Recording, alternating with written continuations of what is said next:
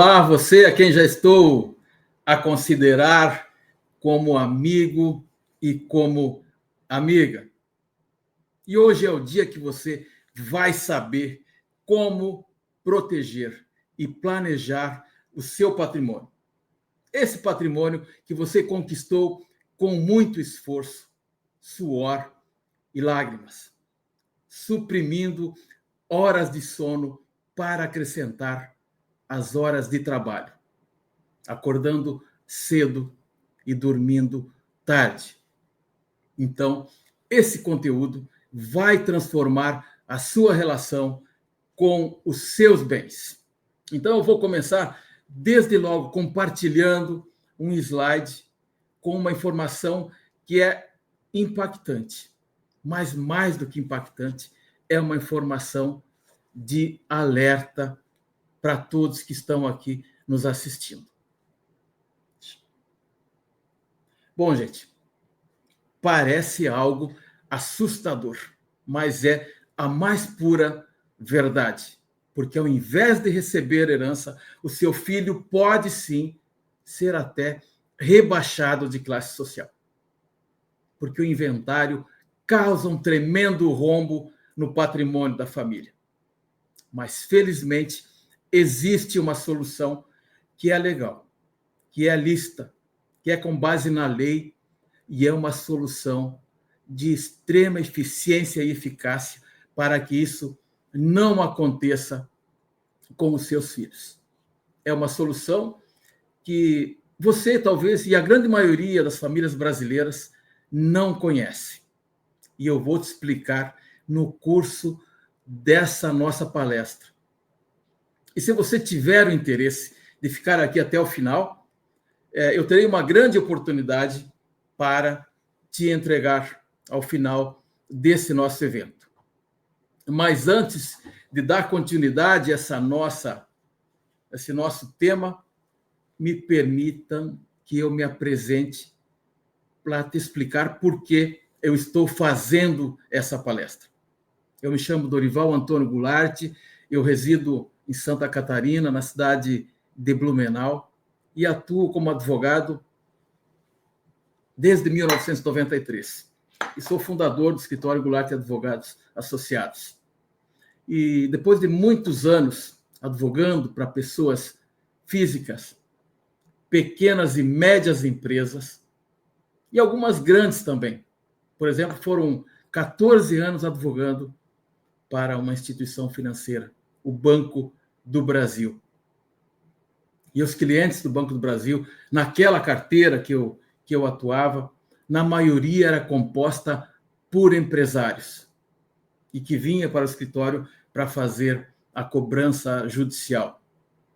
As chamadas operações desestruturadas que o banco mantinha em sua carteira, que são aqueles créditos que não foi possível resgatar de modo administrativo. Mas por que eu estou te dizendo isso? Porque lá eu acabei percebendo que quando esses empresários faleciam, a empresa e o seu patrimônio também pereciam, se desintegravam. A empresa, por falta de um gestor, de um administrador que pudesse dar sequência ao negócio. Porque é ele que tinha o know-how, é ele que tinha a expertise para tocar o negócio. E o patrimônio por conta do lamentável, duro, caro e demorado processo de inventário. E foi para auxiliar essas pessoas, essas famílias, que me especializei desde os anos 2000 em planejamento patrimonial da família. Lá no tempo ainda que era só constituída uma mera empresa para fins tributários. Era tão somente para usufruir e ter o favorecimento da tributação sobre os aluguéis, o imposto de renda sobre os aluguéis. Mas então, agora que você já me conhece, vamos dar continuidade à palestra. Então, o inventário, como você sabe, é aquele procedimento em que quando uma pessoa encontra o fim da sua vida civil, uma pessoa falece, os herdeiros precisam fazer um processo.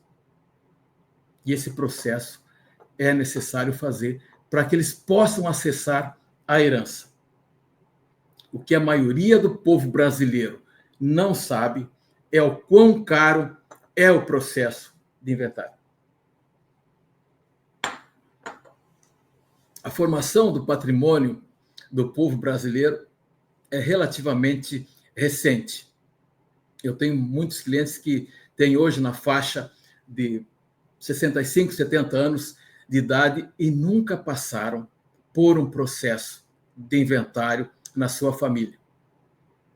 Porque todo o patrimônio foi construído por eles próprios. É pouco comum você encontrar uma pessoa hoje, nessa faixa etária, que tenha recebido herança. A minha geração, e até uma geração mais nova, é uma geração que já começou a sentir a dor do processo de inventário e a perceber o quanto o inventário tem impactado a família brasileira. E hoje aqui, a minha ideia é começar a te explicar como o inventário pode destruir o patrimônio da família e, muito principalmente, como você vai fazer para evitar que os seus filhos tenham que passar por esse processo. Essa será a minha missão aqui nesse encontro dessa noite. E de quebra, a gente ainda vai mostrar 2 aspectos que eu considero e tenho a certeza que são bastante importantes. O primeiro deles é que esse sistema vai representar uma solução muito poderosa para as famílias, por exemplo, para aquelas famílias que têm negócios e que gostariam que essa empresa continuasse na família por gerações e gerações. Dar perenidade e dar perpetuidade aos seus negócios. E mais, vamos explicar aqui como é que você vai deixar esse sistema muito ajustado até chegar para os seus netos. Esse era um instrumento que até muito pouco tempo era usado somente pelos bilionários, por aquelas pessoas que tinham muito dinheiro, que tinham muitos recursos para contratar as grandes bancas de advocacia do país. Mas hoje a gente tem levado, graças a esses recursos que nós estamos se utilizando para falar com você, graças à internet, esse instrumento, estamos levando esse instrumento que, como dito, era exclusivo, era restrito aos bilionários, nós estamos levando agora para você, para dentro da sua casa, para dentro da sua família. Mas antes de eu prosseguir, eu quero ter a certeza que essa palestra é para você. Por isso eu vou te fazer algumas perguntas. E eu te faço, a primeira pergunta é a seguinte, e já respondam aqui no chat. Se você tem filhos, ou pelo menos pretende ter, ou se você tem alguém para quem você pode deixar algum patrimônio. Sim ou não? E a segunda pergunta,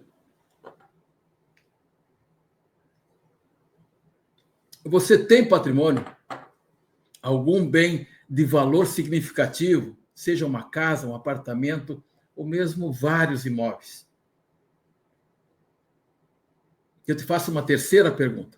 Você trabalhou duro a vida toda para construir esse patrimônio ou veio tudo de mão beijada para você? Respondam aqui no chat. E a quarta pergunta. você passou a vida inteira trabalhando mais do que você precisa para sobreviver, com o interesse de gerar um legado de bens materiais para aquelas pessoas que você mais ama, para os seus filhos.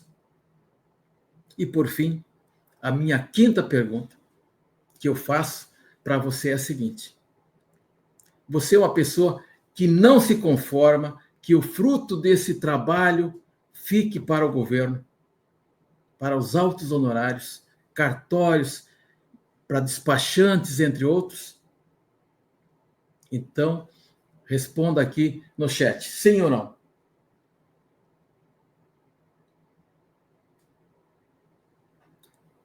Perfeito. Sim, sim, sim. Ótimo, ótimo. Agora que você tem a resposta dessas perguntas, eu vou te dizer o seguinte: se você respondeu não a pelo menos 3 delas, mas se você quiser permanecer, aqui será uma grande alegria, uma satisfação ter você aqui durante essa noite, porque vai valer a pena para você aprender também. Mas essa palestra talvez não seja algo que vá te trazer uma solução prática para você. Agora, se você respondeu sim para pelo menos 3 dessas perguntas, essa palestra não só é importante para você, ela é imprescindível para você. Então, vamos lá dar continuidade. Vamos entender como tudo isso vai funcionar. Eu prometi para vocês, lá na pré-palestra, para quem assistiu, que eu iria abrir uma caixa preta do inventário. E eu vou desvendar essa caixa preta para vocês. Deixa só eu localizar aqui. Eu vou desvendar o conteúdo dessa caixa para vocês. E vou passar a fazer algumas perguntas. E a primeira pergunta é: quanto custa exatamente o processo de inventário? Ou seja, quanto custará para os seus filhos para fazer o processo de inventário? E a segunda pergunta que eu formulo aqui é: quem ganha com o processo de inventário? Ora, se o processo custa caro, está indo para alguém. E pode ter muita gente que, por razões óbvias, não quer que você saiba disso. Outra coisa, eu quero banir a ideia que para pagar, para fazer frente aos custos altos do inventário, é só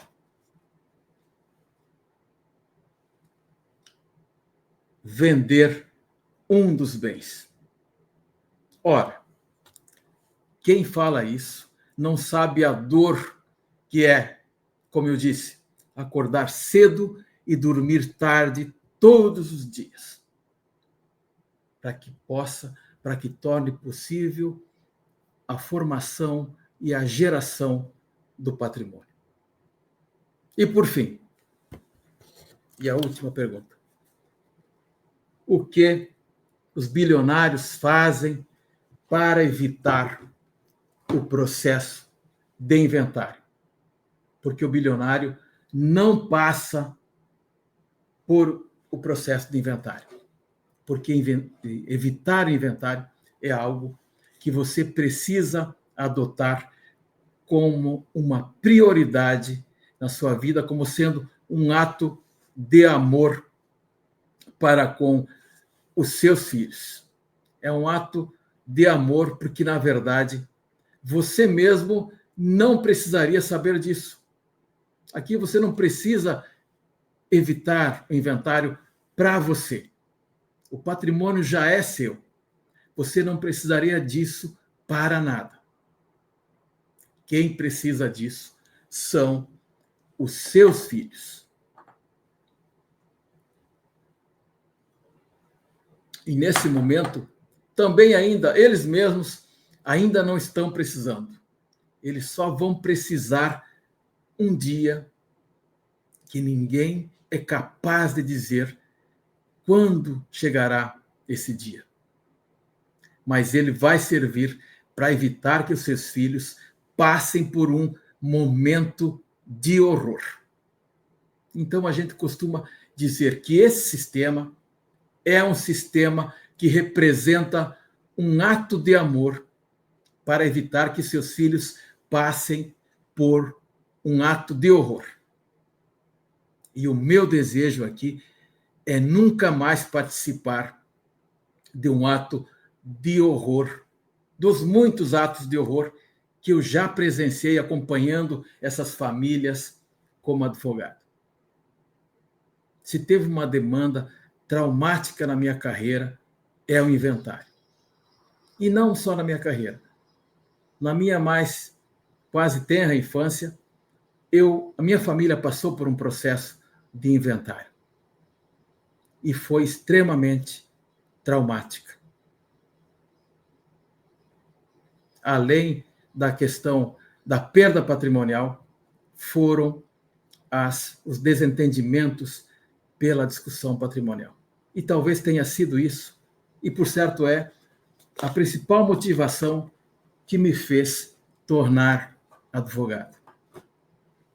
E depois, como advogado, eu vi a situação do herdeiro chegar no meu escritório e ainda consternado, porque ele acabou de perder um ente querido, e ter que discutir a partilha de bens com a sua família. E o herdeiro tem o prazo de 60 dias, sob pena de pesada multa, para fazer a abertura do inventário. Mas ele ainda está vivendo o luto pela perda do ente querido. E o pior, quando ele vai ver, ele não levará por inteiro o patrimônio que o pai construiu durante toda a sua vida. E eu vou agora dar um exemplo de uma família para ilustrar para vocês. E os nomes aqui são fictícios, mas a história é verdadeira. A história é baseada em fatos reais.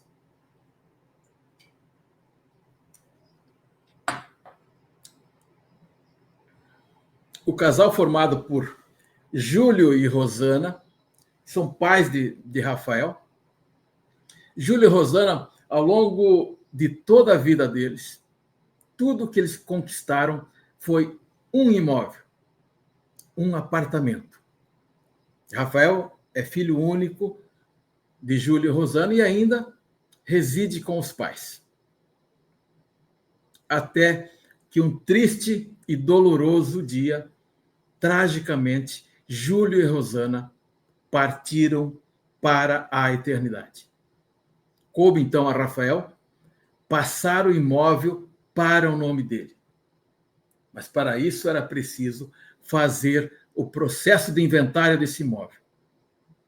O que Rafael não sabia, e que provavelmente você também ainda não sabe, é o quanto custaria esse inventário. Então vamos ver aqui pelo que Rafael passou para fazer esse processo de inventário. Esse imóvel foi adquirido por Júlio e Rosana há 20 anos. Lá eles pagaram o valor de R$250 mil. Hoje, depois da valorização do boom imobiliário, esse imóvel passou a valer R$1.150.000. Então, agora, vamos ver as despesas envolvidas nesse processo de inventário. O imposto. E quando eu falo em imposto, eu estou me referindo ao imposto de transmissão, causa-mortes e doação. o ITC-MD. Esse é o imposto que é pago ao Estado, aos estados da federação, decorrente da transferência de bens através de doação ou por intermédio do inventário. Aqui, no estado onde estou, Santa Catarina, a alíquota ela é progressiva e vai de 1% até 8% sobre o valor atualizado do bem. Então, vamos apurar aqui com o limite máximo de 8%. Nesse caso, ele pagaria o valor de R$ 92 mil só de ITCMD, Imposto de Transmissão Causa-Mortes e Doação, o imposto da herança, o imposto da morte. Honorários.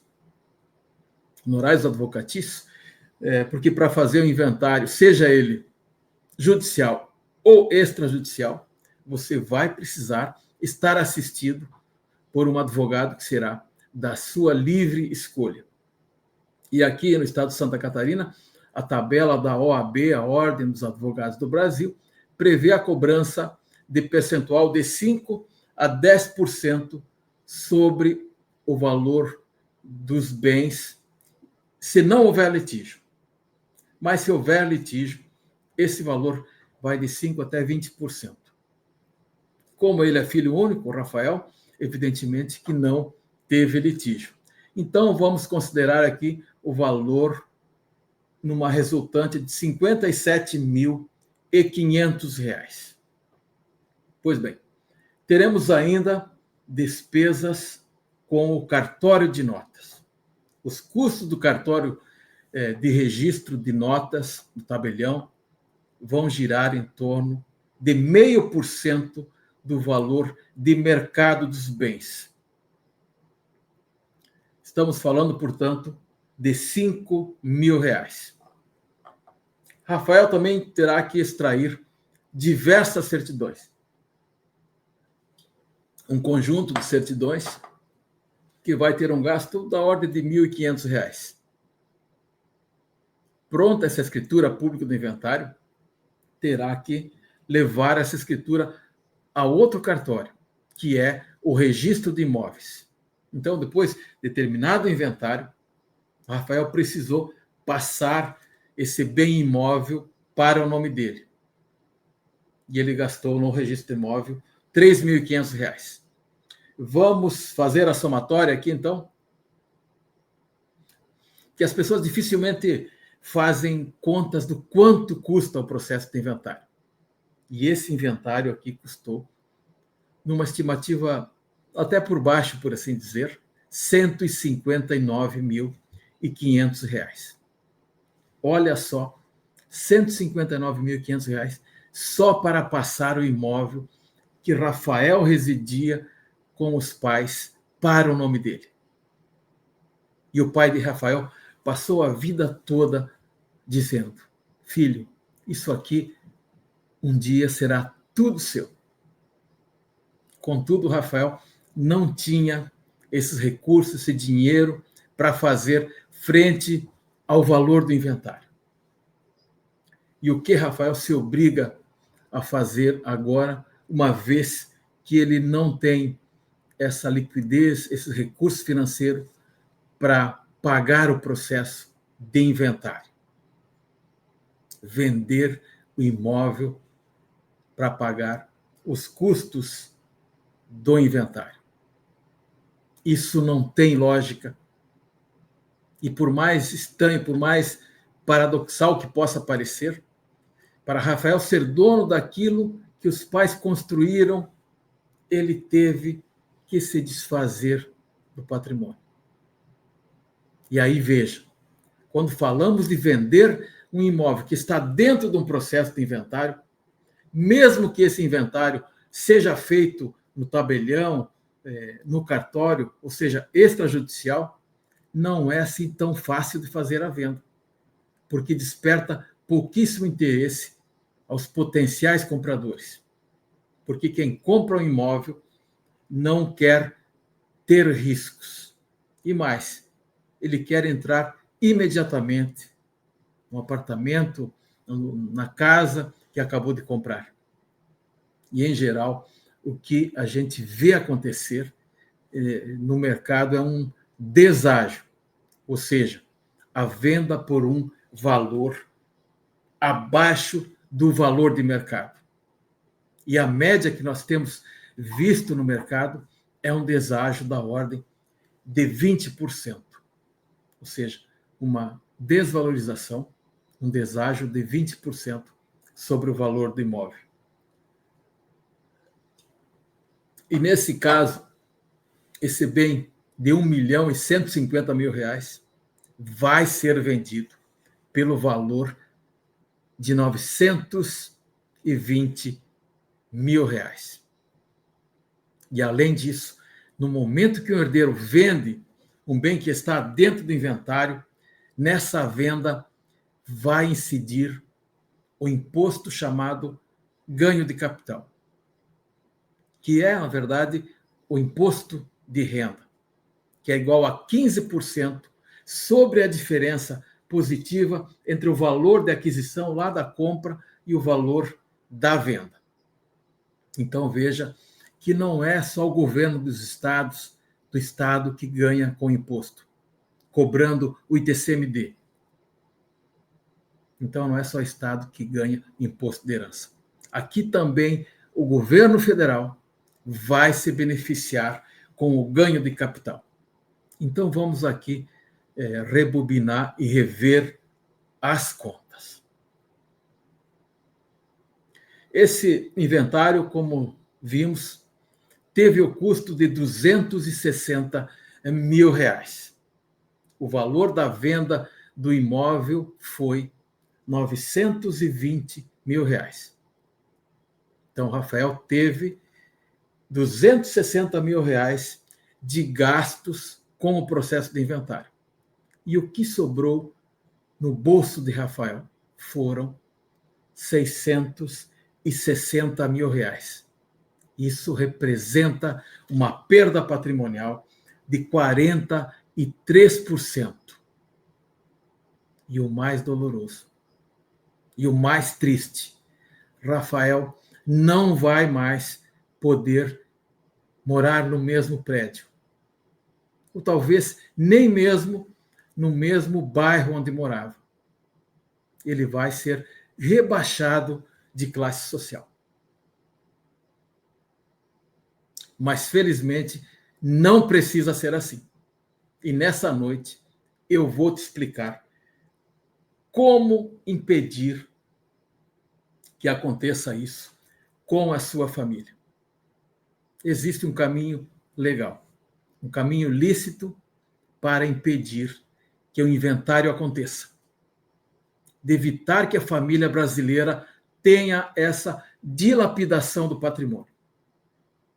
Deixa eu só dividir aqui novamente uma tela com você. Quem tem filhos e bens, quando partem desse mundo, os filhos precisam fazer o processo de inventário. Essa é uma regra do direito brasileiro. Que se você tem bens no seu CPF, não tem como impedir a incidência dessa norma, a incidência dessa regra. Entretanto, a boa notícia é que tem uma maneira de evitar que seus filhos sejam enquadrados nesse regramento. E de que maneira isso é possível? Existe uma forma de evitar o inventário. E que caminho que é esse para poder evitar o processo de inventário? A gente precisa imprimir uma mudança de paradigma na sua vida, uma mudança de modelo mental, porque nós somos um povo formado pela cultura patrimonial oriunda dos nossos colonizadores, os portugueses. Os portugueses até incentivam a aquisição de bens em nome próprio, ou seja, em nome da pessoa física. E lá em Portugal está tudo bem que seja desse modo, porque lá em Portugal o inventário não é caro. Existe um imposto lá chamado imposto do selo, que se paga uma vez e é quase irrisório, mas não para o Brasil e para outros países onde o imposto do ITCMD é até mais alto. Então, quando eu falo de mudança de paradigma, de mudança de modelo mental, eu estou falando em entendermos que quem não tem vida eterna não tem que ter bens em seu nome. Você não tem que ter bens em seu nome. Porque se você tiver bens em seu nome, você deixará uma baita de uma encrenca para os seus próprios filhos. E você não vai querer que seus filhos passem a suportar essa terrível dor do processo de inventário. Mas como é que eu posso fazer isso? Isso se faz por meio de uma empresa que não exerce atividade econômica. É uma empresa que não faz nada. Ela não vai apertar um parafuso. Ela não vai martelar um prego sequer. É uma empresa que é autorizada pela lei a existir sem que tenha que exercer qualquer atividade operacional.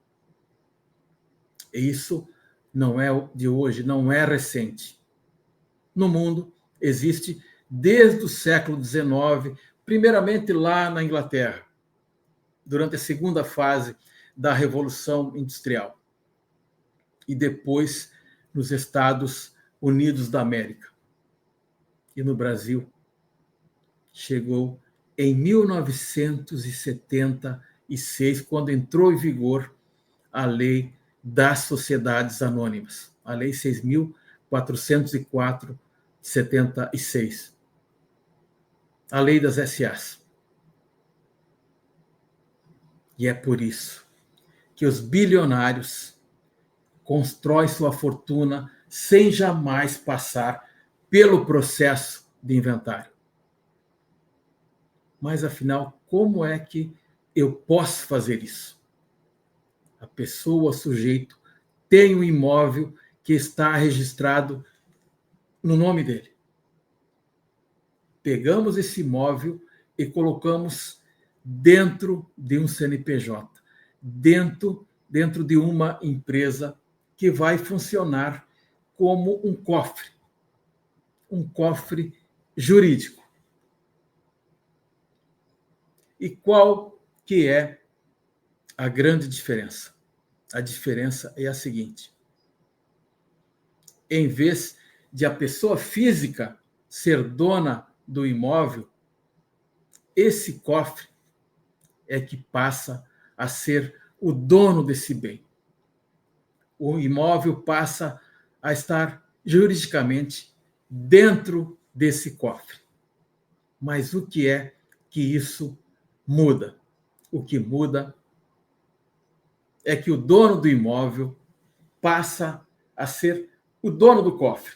Ou melhor, ele é o dono da chave do cofre. Isso porque nós conseguimos construir um sistema que funciona e será acionado por um sistema de gatilho. E como é esse gatilho? Ele pega a chave do cofre. A chave do cofre é dele, é do patriarca. E, por conseguinte, ele manda e desmanda no que estiver dentro desse cofre. Ele constrói um sistema que funciona com esse mecanismo de gatilho. E nesse sistema, a gente já transfere a propriedade, mas não de forma imediata. Não é com ele em vida, mas ele transfere ele projeta o comando, a direção da propriedade para os filhos dele. E por que ele é um sistema de gatilho?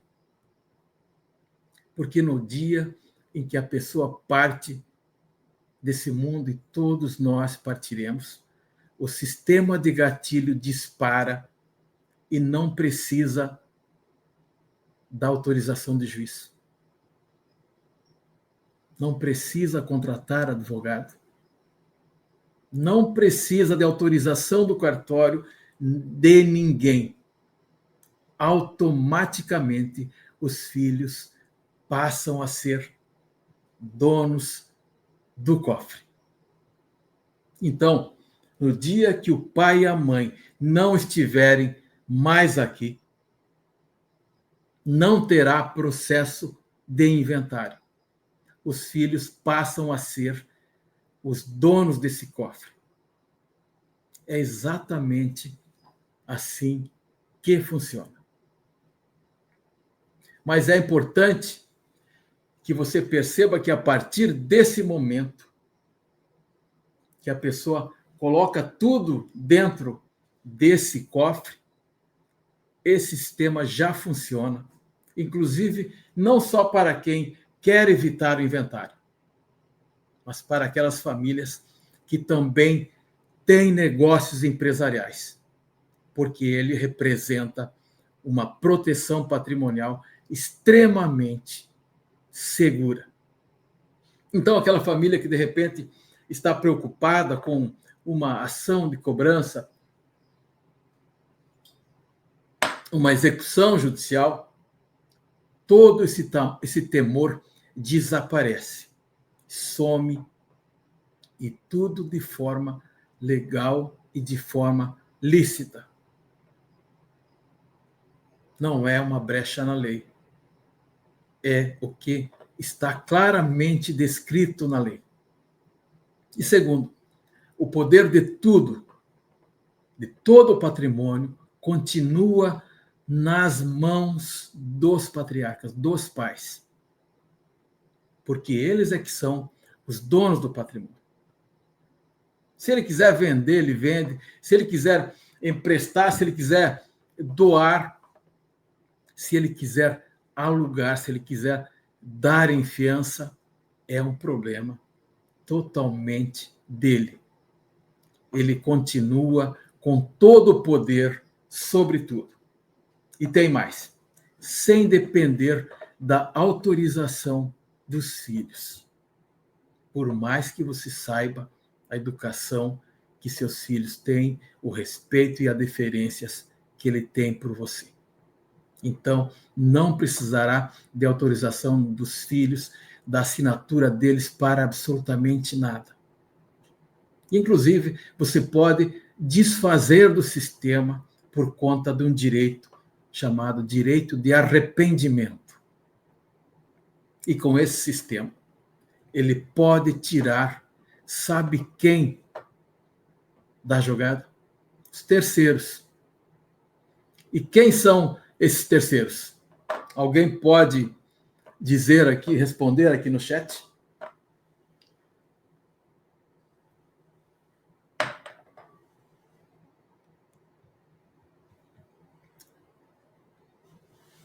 Os terceiros são os genros e noras. E eu sei que tem genros e noras aqui assistindo a nossa palestra.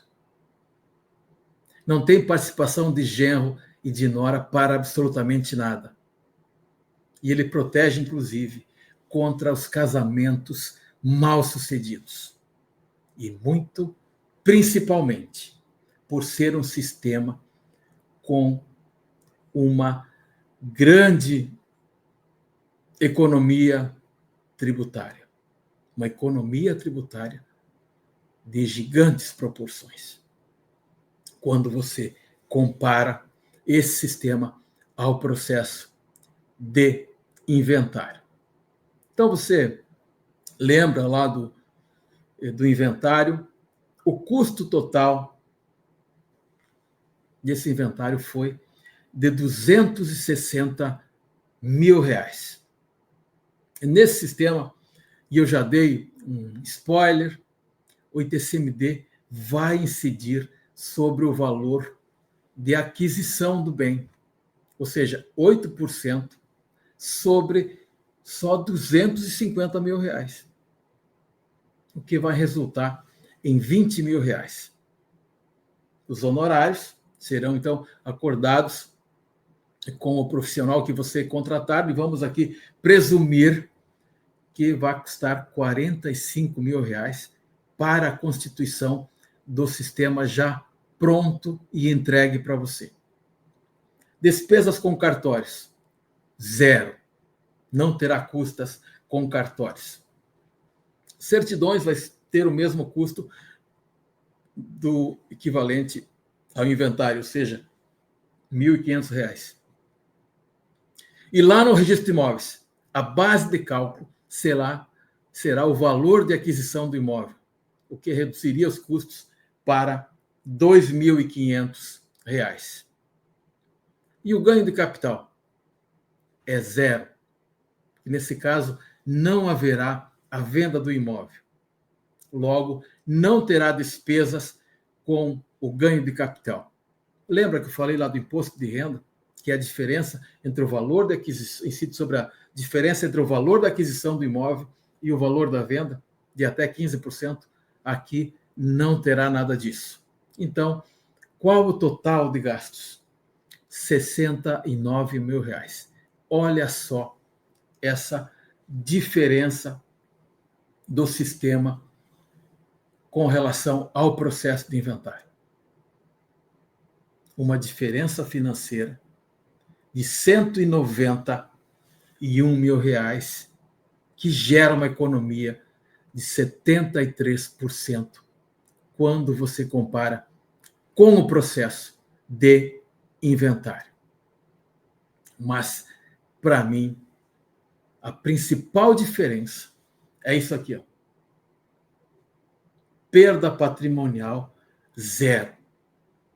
Isso porque você não vai precisar vender nenhum bem, nenhum imóvel. Não vai ter perda patrimonial. E o seu filho vai ficar exatamente com o mesmo imóvel de R$ 1.150.000. E é um sistema que cabe no seu bolso. Então, para matar a curiosidade de muitos que aqui estão, esse sistema tem nome e tem sobrenome. E se chama holding familiar, que você muito possivelmente já deve ter ouvido falar. A expressão holding é um termo em inglês que significa segurar, deter, sustentar. Mas, a bem da verdade, o nome tem pouca relevância. O que você precisa compreender é como esse sistema funciona. Ele é um sistema que pode ter uma só empresa ou várias. Isso não importa. O que importa é atender a sua realidade específica. Ele é constituído sob medida. Não existem duas iguais. Não tem duas formas iguais. É sempre sob medida para você. É de acordo com o seu patrimônio, com a sua família e com a sua realidade. Mas, em boa parte dos casos, ela pode ter, inclusive, uma só pessoa jurídica. Mas o importante é você entender que não é a mera montagem de uma pessoa jurídica que resolve o seu problema. Ou melhor, o problema do seu filho, dos seus filhos. O que vai proteger é a montagem do sistema. E você pode até me perguntar, será mesmo que isso funciona? Será que é legal? Será que isso é lícito?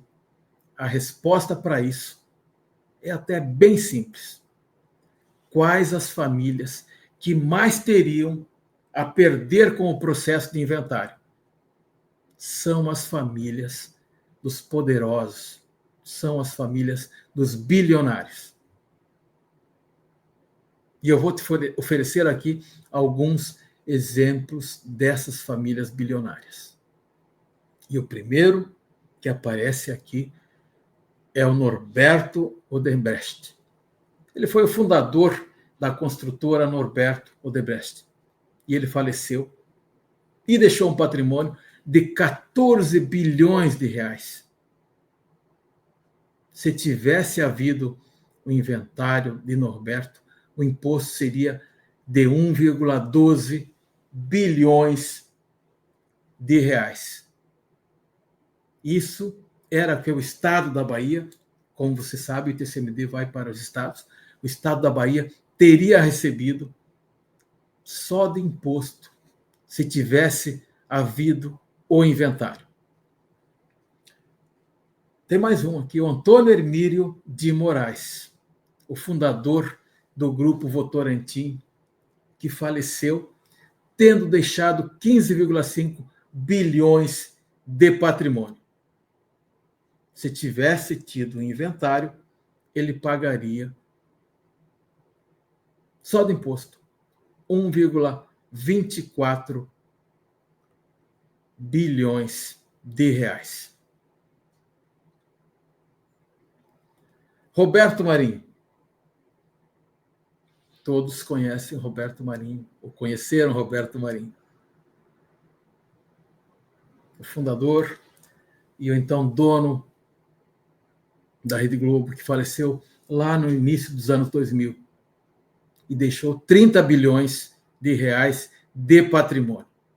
Se houvesse o inventário de Roberto Marinho, o Rio de Janeiro, que é o local onde estavam os bens, receberia 2,4 bilhões só de ITCMD.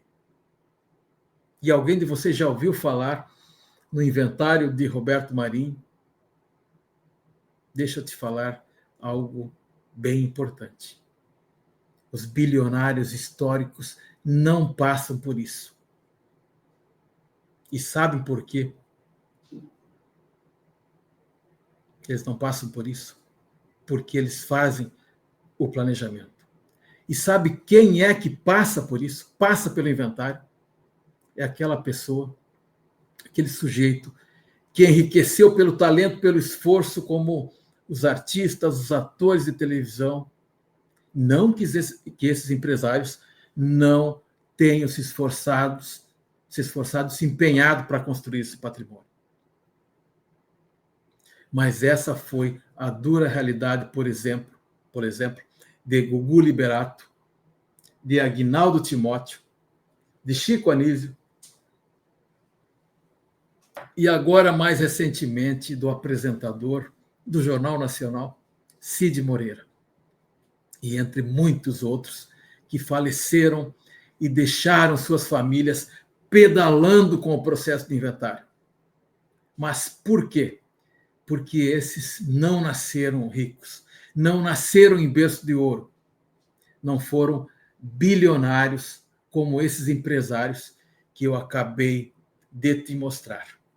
E, aliás, iguais a eles, tem uma infinidade de outros. Se você folhear uma revista chamada Revista Forbes, e muitos de vocês devem conhecer, é uma revista que trata de economia, de negócio, você vai ver uma infinidade de bilionários que faleceram nos últimos 10 anos. Você vai ver lá o Roberto Civita, do Grupo Abril, o Moisés Safra e o irmão dele, Edmond Safra, do Grupo Safra, o Samuel Klein, das Casas Bahia, o José de Alencar, é o ex-presidente o ex-vice-presidente da República e também dono do Grupo Coteminas. A gloriosa e famosa Dirce Navarro de Camargo, do Grupo Camargo e Correia, do vizinho estado do Paraná. Então, esse sistema é feito de forma clara, transparente, ostensiva, aberto, às escâncaras. Não é para fazer escondido.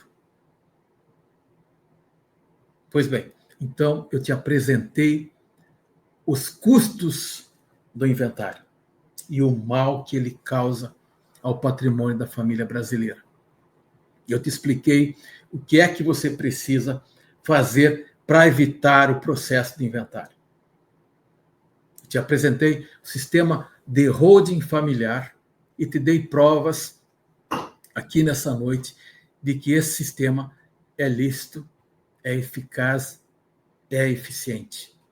Então, eu me sinto agora com aquela sensação de dever cumprido e ter prestado todas essas informações para você. E nesse momento, eu posso te dizer, existem 3 tipos de pessoas. O primeiro grupo é dos ignorantes. Obviamente que você que está aqui não é um ignorante. E o ignorante aqui não tem uma conotação desrespeitosa, pejorativa, ofensiva. Se refere àquele que não tem o conhecimento de tudo aquilo que nós falamos aqui nessa palestra de hoje. Como não tiveram o conhecimento que você teve aqui hoje, acabam deixando o patrimônio cair no caríssimo, demorado, doloroso processo de inventário. Ou até mesmo adotando outros métodos de planejamento patrimonial, como, por exemplo, o testamento, a doação em vida, ou mesmo um seguro de vida. E o testamento? Na presença de um testamento, o inventário judicial terá que ser obrigatório. E ele acaba sendo ainda mais caro do que o processo de inventário no qual não tem atestamento. E não resolve o problema e também não garante que a sua família, que a sua última vontade seja respeitada. E eu até faço uma brincadeira. E eu falo para as pessoas que o testamento só funciona em novela. Mas mesmo para aquelas pessoas que trabalharam na novela, não funcionou na vida real. Como é o caso do saudoso Chico Anísio, esse talentoso artista, mas que deixou os bens ir para um processo de inventário que já tramita há muitos anos. E a doação? Há quem vá fazer uma doação em cartório, mas o custo da doação é praticamente o mesmo custo do inventário. E na doação não dá para desistir, salvo com enormes custos e burocracias. Se nasce um novo filho, por exemplo, não pode desistir para contemplar o outro filho. E se você quiser vender um bem, vai precisar da autorização dos filhos, inclusive dos genros e das noras. E além disso, quando se faz uma doação, se perde o controle sobre o bem, sobre os bens. E o seguro de vida? Por que eu faço um seguro de vida?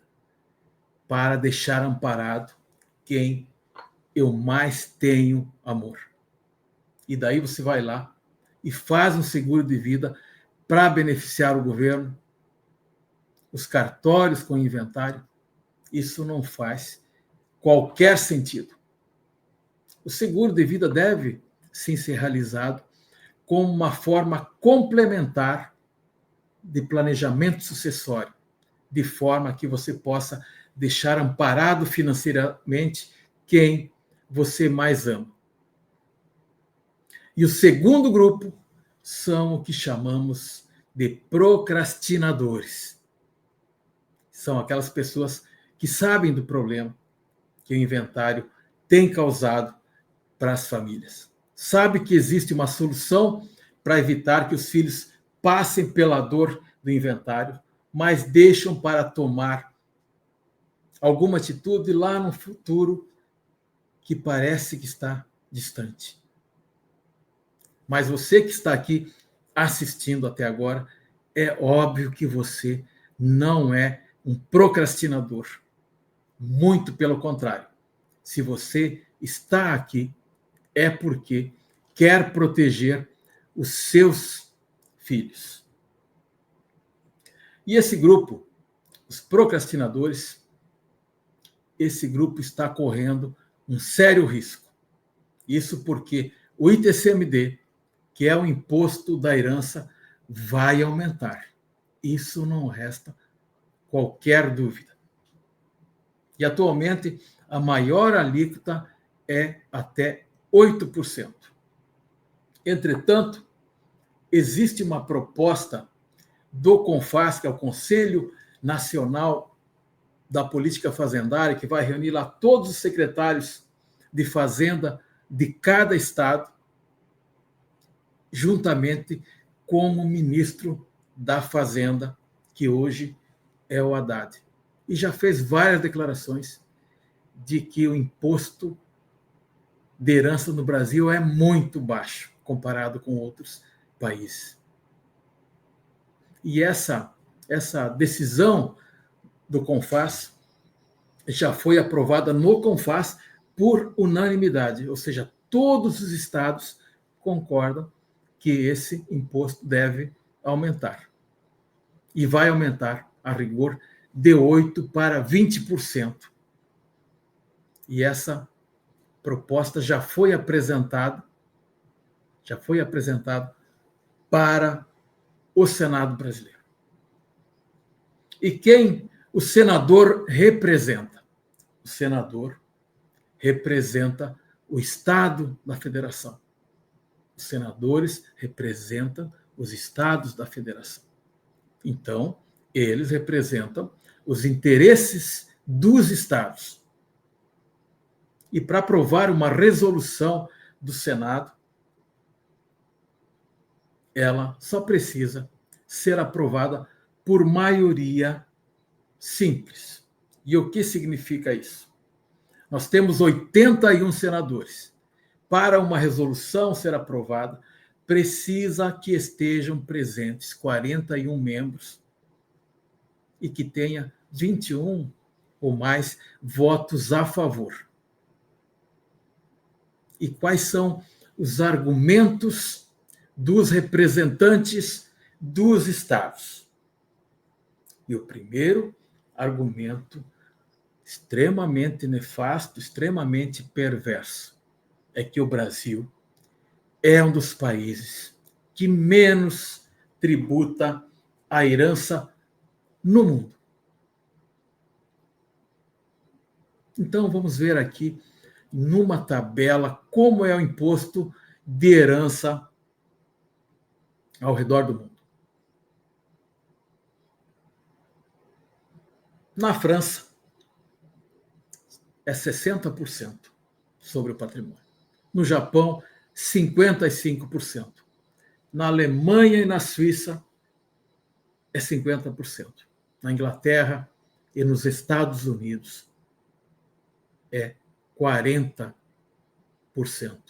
E o presidente da República já disse que o imposto no Brasil é muito baixo, porque lá nos Estados Unidos, diz ele, por exemplo, é 40%, e é verdade. E vindo aqui para a América Latina, aqui no Chile, nosso vizinho, o ITCMD é de 25%. E aqui no Brasil, qual é a alíquota de imposto que nós utilizamos? Alguém pode responder aqui?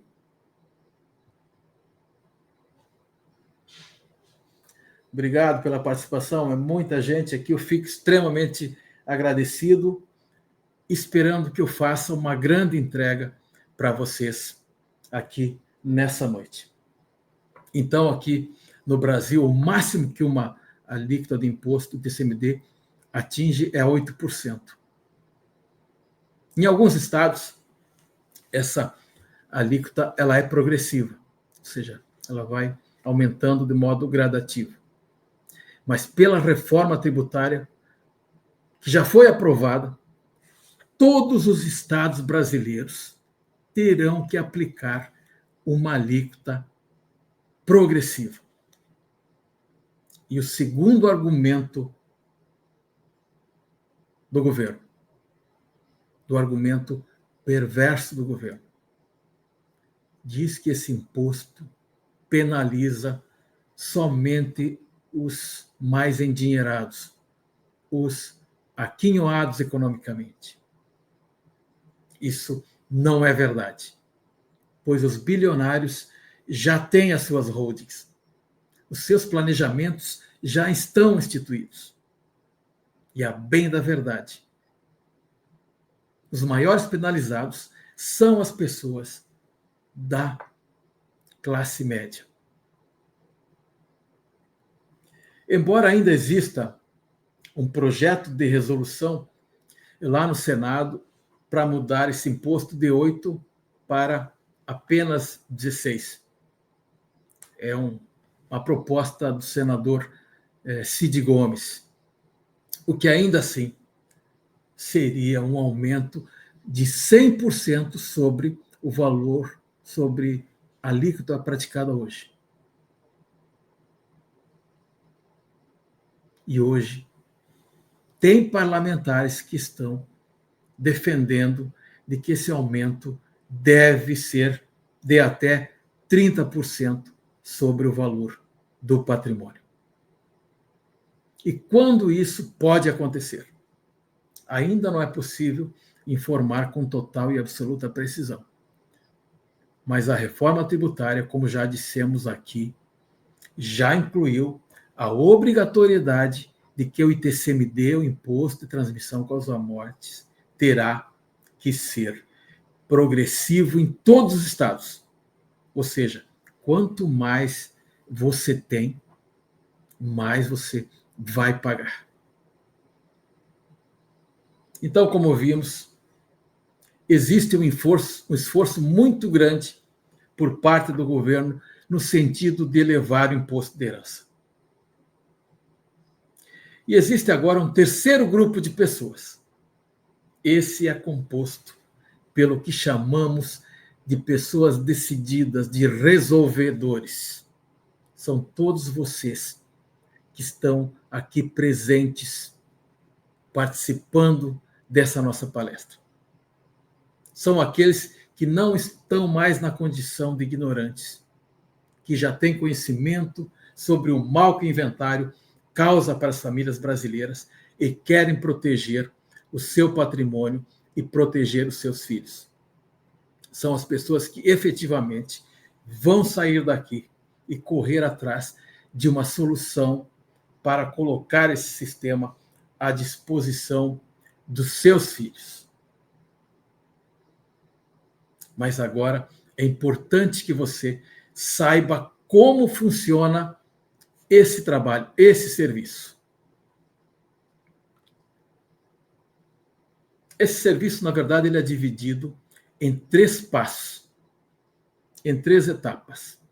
A primeira etapa, você vai passar pelo que chamamos de sessão de viabilidade, que é uma oportunidade que o profissional que você contratar fará uma análise, um raio-x, por assim dizer.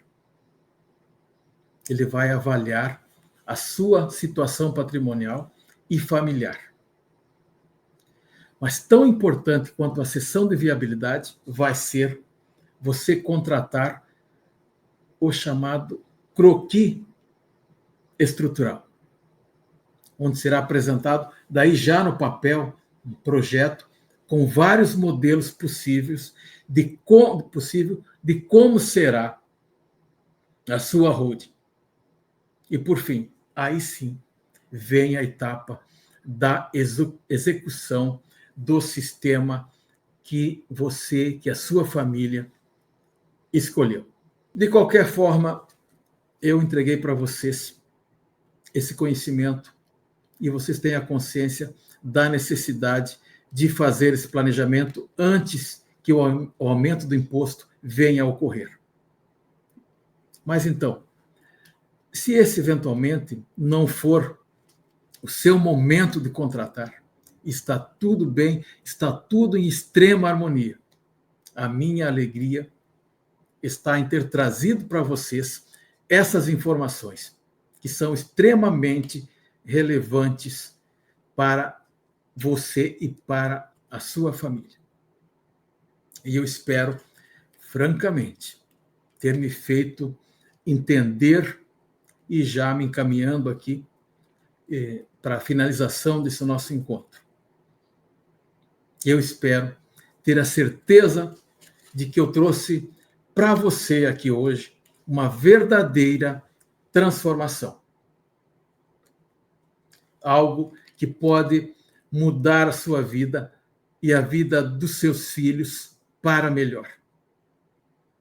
Justamente quando você não mais estará aqui para cuidar deles, no momento em que eles estarão por conta deles mesmos.